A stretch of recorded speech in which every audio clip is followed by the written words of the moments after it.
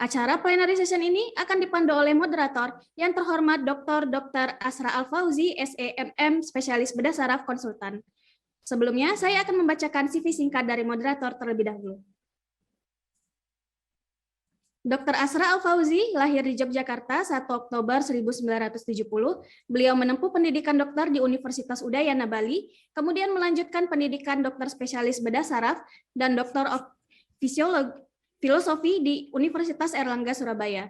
Kemudian melanjutkan International Fellow of American Association of Neurological Surgeons and Neurosurgery Consultant, Indonesia College of Neurosurgery tahun 2015, dan Fellow of International College of Surgeons tahun 2016. Saat ini beliau adalah staf medis dan staf pengajar di Departemen Bedah Saraf Fakultas Kedokteran Universitas Airlangga, RSU Sutomo, Surabaya dari tahun 2008 sampai dengan sekarang. Baiklah, kepada moderator kami persilakan dengan hormat. Ya, baik.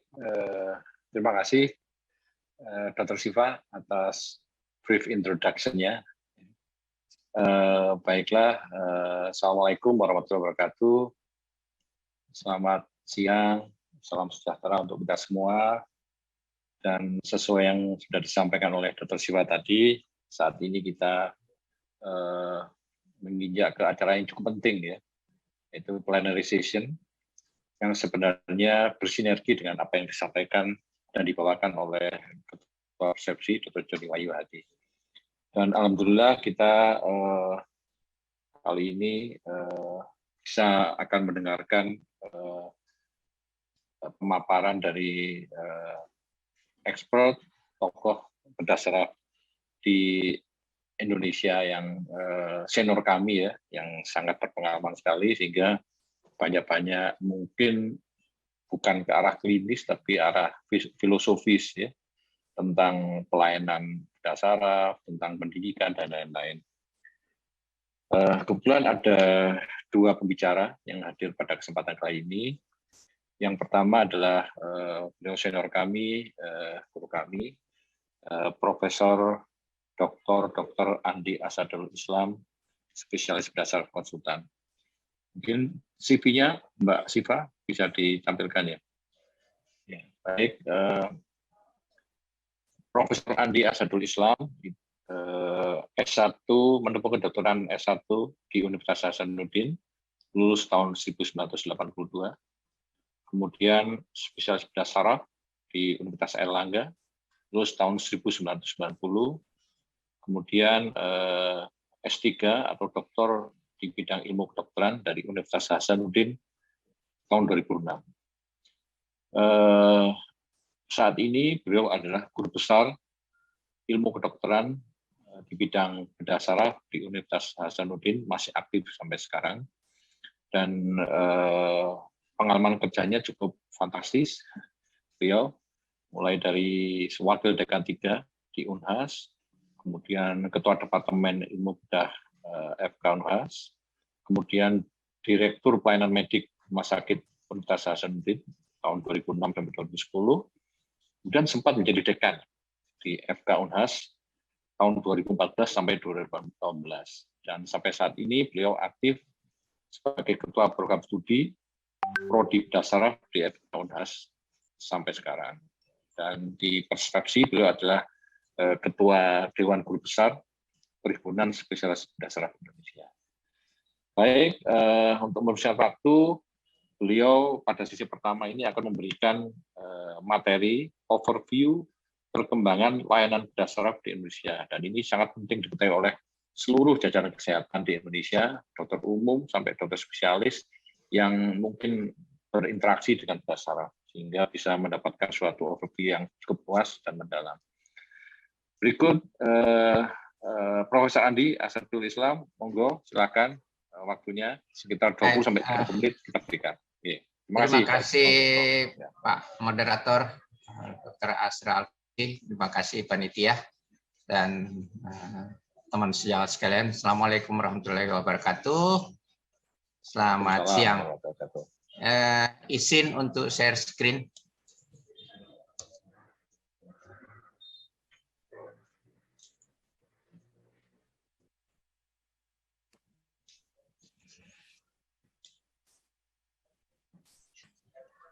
Sudah nampak?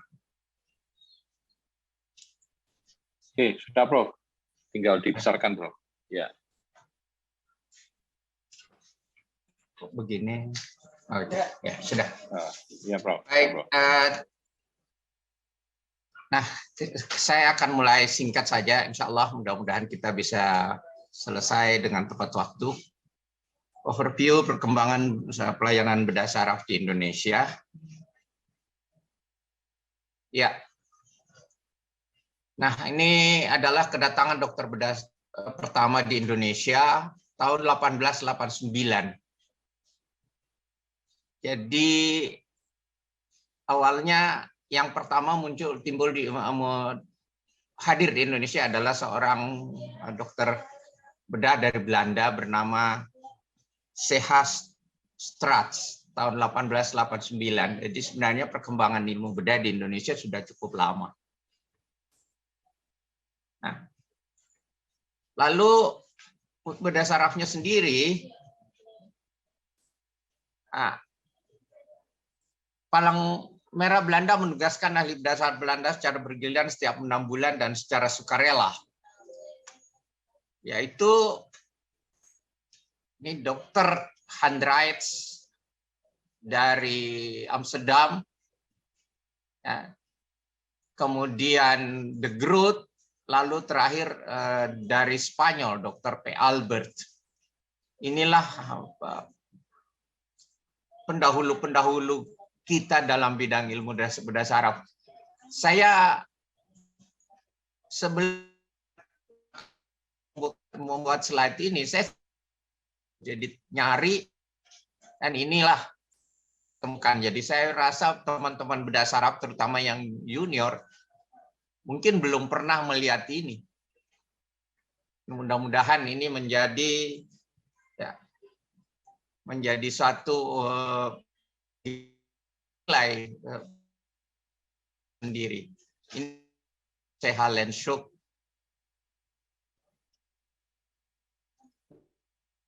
Di sini ada sejarah bedah perkebangsaan Belanda di Semarang. Jadi Indonesia melahirkan seorang spesialis bedah saraf berkebangsaan Belanda.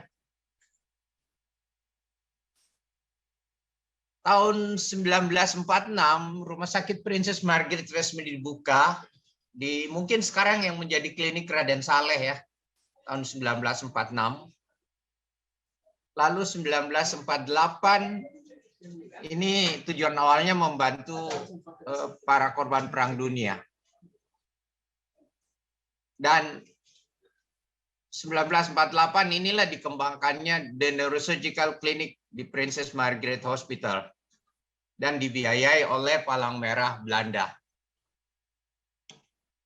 Lalu penyerahan kedaulatan rumah sakit ini dari selanjutnya ke pemerintah Indonesia, Kajian Pelayanan Medis RCM FKUI tahun 1950. Inilah sejarah mulainya pelayanan bedah saraf di Indonesia. Baik.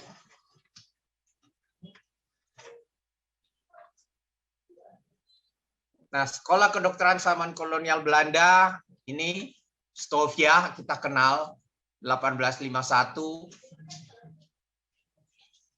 Lalu NIAS Netherlands Indische Artsen School Hindia Belanda tahun 1913. Orang Indonesia sendiri yang mulai menjadi spesialis bedah saraf ini adalah SK Handoyo dan menjadi ahli bedah saraf pertama di Indonesia tahun 1953. Dan kembali ke Indonesia memulai praktek di Rumah Sakit Princess Margaret yang tadi di Raden Saleh. Ya. 5 tahun kemudian Suwaji Prawiroharjo dan Basuki menyelesaikan pelatihan bedah saraf di Belanda dan di Rumah Sakit Princess Margaret. Kesemuanya mulai dari Jakarta. Lalu berikutnya terus berkembang tanpa ada saraf. Jadi 3 Handoyo, Suwaji, dan Basuki. Prof. SK Handoyo dan Prof. Suwaji bertanggung jawab atas pelayanan bedah saraf di Jakarta dan Indonesia bagian Barat. Sedangkan Prof. Basuki mengembangkan bedah saraf melayani wilayah Indonesia di bagian timur yang dimulai di Surabaya. Kemudian bertiga mereka dipromosikan menjadi guru besar atau profesor. Ini suasana kamar operasi klinik Raden Saleh tahun 1952. Ya, alhamdulillah bisa dapat fotonya. Nah, sekarang klinik Raden Saleh ya seperti ini. Ini tahun 2000, diambil 2006.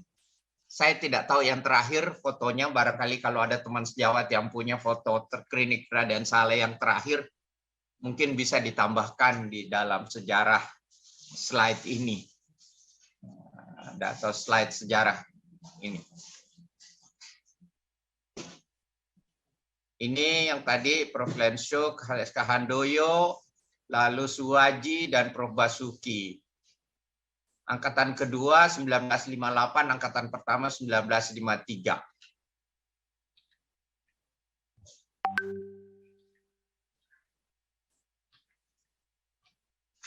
Nah, Prof. SK Handoyo di UI dan Prof. Suwaji, sedangkan Prof. Basuki di Unair. Teman bedah saraf yang baru mungkin belum pernah bertemu langsung dengan Prof. Basuki. Ini fotonya beliau yang duduk. Yang ini Prof. Abdul Hafid, kemudian Umar Kasan, dan satu lagi Prof. Said Darmadipura. Prof. Umar Kasan sudah berpulang rahimahullah. Prof. Said sementara dalam perawatan di rumah. Yang aktif adalah Prof. Abdul Hafid. Prof. Basuki sudah lama berpulang.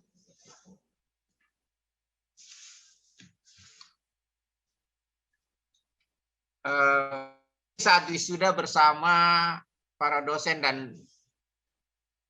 dan dekan FAUI 16 Agustus 1952. Beliau ini ada bukunya, silahkan cari, mungkin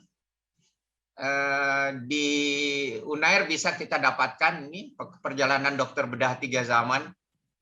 Itu dari Prof. Basuki Wijoyo. Lalu berikutnya 1960-1980, Prof. Patmo Sancoyo kembali dari Belanda. 1969, kemudian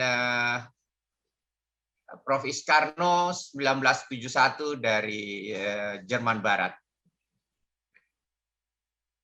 Nah, mulailah cikal bakal pendidikan bedah saraf di Indonesia. Prof. Patmo diminta mengganti, disiapkan untuk mengganti Prof. Iskarno di Jakarta, disiapkan untuk menggantikan pendahuluan Jakarta, kemudian Prof. Iskarno di Bandung. Kemudian mereka berdua dipromosikan menjadi profesor dan menjadi kepala Departemen Bedah Saraf di masing-masing fakultas. Lalu Rumah Sakit Cipto Mangunkusumo Jakarta menjadi rumah sakit sistem rujukan pusat. Lalu 1980 tahun 2000. Nah, pendidikan bedah saraf menghasilkan ahli bedah saraf di dalam negeri. Pendidikan bedah saraf dibuka dan dikembangkan. Ya, ada 3 yang pertama, FKUI, Unair, dan Unpad. Lalu mulailah spesialis-spesialis bedah saraf bermunculan dan tersebar ke beberapa provinsi di Indonesia. Namun pada awal-awal tahun tersebut pelayanan bedah saraf hanya dikenal di Jawa. Lalu yang berikutnya setelah Pulau Jawa dan kemudian Sumatera. Lalu yang sekarang abad ke-21 mulai muncul pendidikan bedah saraf di center yang lain, nanti mungkin lebih jelas oleh Dr. Setiowidi. Bertambahnya center pendidikan bedah saraf di dalam negeri, mulai di USU, kemudian Undip, UGM, Unhas, dan UNUD. Apa yang terjadi? Pelayanan bedah saraf makin dekat dan mudah dijangkau. Teknologi dalam bidang bedah saraf juga semakin berkembang sehingga pelayanan semakin spesifik. Angka kesembuhan dan perbaikan pasien bedah saraf semakin meningkat dan pelayanan bedah saraf mulai dengan kata-kata canggih. Jadi ada beberapa pelayanan yang mulai menggunakan alat-alat yang terbaru. Dan muncullah sub-sub ya, neurotrauma dengan segala macam teknologinya, bagaimana kita menangani neurotrauma dengan jauh lebih baik. Tentu tidak ada yang sempurna ya, tetapi ke arah kesempurnaan, makin baik dengan teknologi. Neuroonkologi juga berkembang dengan bedah mikro dan fluorescence, kemudian skull base, lalu ada endoskopi, dan juga awake surgery. Kemudian gamma knife yang saat ini masih ada di Jakarta, baru ada 2 di Indonesia, gamma knife di RSCM dan juga gamma knife di Siloam Hospital. Nah, inilah yang tadi dikatakan oleh pembicara terdahulu, bagaimana kita mau sejajar kalau alat-alat yang kita butuhkan hanya berada di kota-kota besar, utamanya sendiri Jakarta.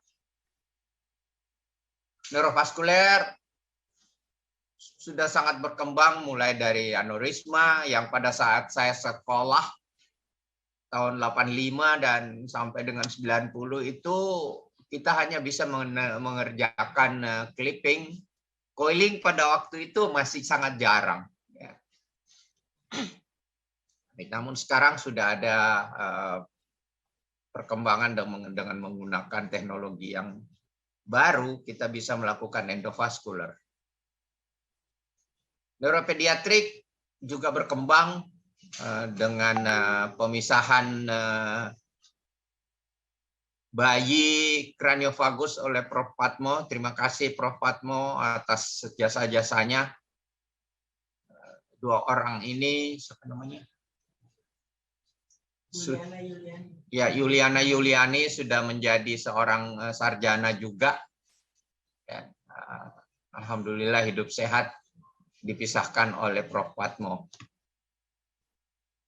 Neurospine lebih berkembang lagi dengan pemakaian approach operasi yang tadinya mungkin hanya posterior approach, kemudian kita mengenal anterior approach, dan pemakaian endoskopi serta radiological guide, dan juga pemakaian IOM, interoperatif monitoring, yang kita memanfaatkan pada neurospine dan onkologi juga.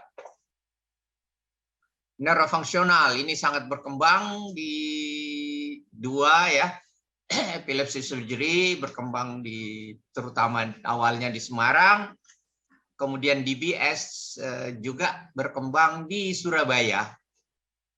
Ya, kemudian pain management, ya beberapa tempat sudah melakukan pain management, termasuk di Makassar. Ini sudah bukan sesuatu yang aneh. Microvascular decompression jauh lebih berkembang sebelumnya, sejak tahun 80 sekian, 85 sudah dilakukan. Lalu peripheral nerve procedures, sudah ada beberapa dokter dalam bidang peripheral nerve. Ya, dan mengembangkan kemampuan masing-masing. Nah, Center Pendidikan Bedah Saraf di Indonesia, ini topiknya Dr. Widi. Saya hanya ingin sepintas ya. 1990, 2008 kita lihat. Nah, tahun 2018 yang terakhir UNHAS dan UNUT mulai mendidik bedah saraf. Sebelumnya 3 di atas itu UNAIR. Ya. Lalu ini, nah Perspektif sendiri berdiri tahun 1982 dengan Prof. Handoyo sebagai ketua. Lalu bergabung ke IKABI. Waktu itu disebut sebagai Ikatan Ahli Bedah Indonesia. Sekarang menjadi Perhimpunan Ahli Bedah, Spesialis Bedah Indonesia. Ini organisasi sekedar saya tampilkan bahwa ini organisasi yang bergabung dalam IKABI, termasuk Perspeksi. Nah, ini silahkan nanti di pendidikan. Nah, kemudian ini adalah peraturan konsil kedokteran, lalu ada subspesialisasi, saya singkatkan saja. Nah, sebaran, nah ini mungkin yang penting sekali untuk kita, bahwa sebaran ahli spesialis bedah saraf di Indonesia tahun 2021. Nanti mungkin akan kita jadikan bagian dari pemaparan Dr. Joni tadi, bahwa kita masih kurang. Lihat, kalau kita lihat di Maluku ini 0. Papua Barat 0. Maluku Utara sementara ada 1 orang yang kontrak. Ya. Kaltim ada 6, tapi Kaltara ini belum tergabung. Kalimantan Utara. Ya. Nah, saya akan bicara mengenai Indonesia bagian timur sendiri. Di Gorontalo hanya 1. Sulawesi Tengah ada 2. Sulawesi Barat masih 0. Sulawesi Tenggara begini luas dengan banyak pulau hanya 1. Di Sulsel daerahnya masih terbuka luas, baru ada 12. Tapi dibandingkan dengan Jakarta dengan 99 orang, kemudian Jabar itu 90, itu sangat timpang ya. Dengan penduduk yang, ya Jakarta memang penduduknya 10 juta, tapi Sulawesi Selatan juga sekitar 10 juta, hanya 12.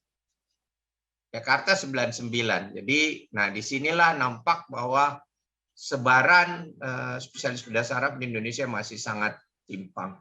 Itu baru ngomong SDM-nya, belum kita ngomong sarananya.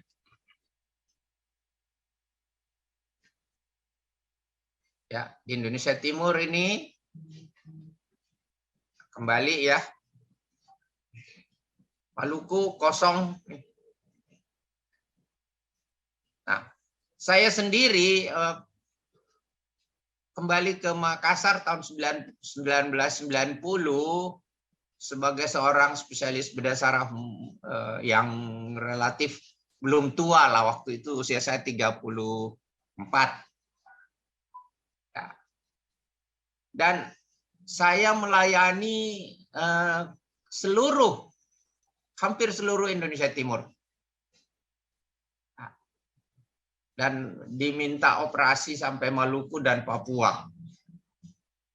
Ini saya alami tahun 90. Di mana belum ada bedah saraf tahun 90, belum ada spesialis bedah saraf lain di Indonesia bagian timur. Lalu tahun 91 Profesor Maliawan di Bali. Ya.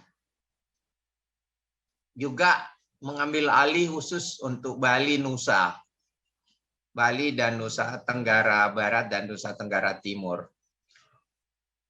Kemudian 94 Dr. Eko di Sulawesi Utara, sendiri juga.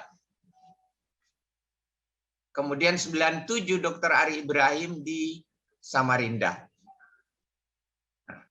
Inilah yang menjadi cikal bakal pelayanan bedah saraf di Indonesia Timur. Indonesia Barat hampir tidak kekurangan, tetapi Indonesia Timur ini sangat kekurangan. Ya. NTB 2009, NTT 2014, Gorontalo 2014, lalu Papua 2018, Sulteng 2019, Sultra 2020, Maluku Utara 2020, Maluku ada pelayanan bedah saraf 2021, tetapi itu bukan under supervision, tetapi dari bedah saraf Makassar yang menangani. Ini tangani kasus pertama kranioplasti, ya. Lalu ada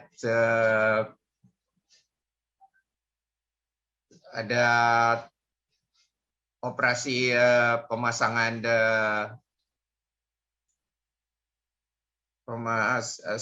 pedicle screw juga, ya.